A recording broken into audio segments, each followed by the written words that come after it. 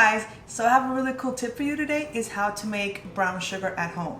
All you need is granulated sugar and molasses. I have 1 cup of granulated sugar and 1 tablespoon of molasses. And a quick little tip, whenever you're measuring things that are like molasses, honey, or all those things that get stuck, all you have to do is put a little pan and then it's going to be super easy to take it out of the container like this. So we have our granulated sugar and our molasses in our mixer.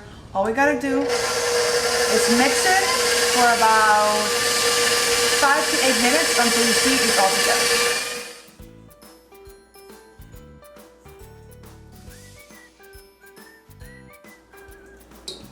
It tastes just like it.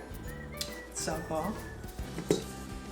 So guys, don't forget to subscribe to my channel and I'll see you next time for more tips like this.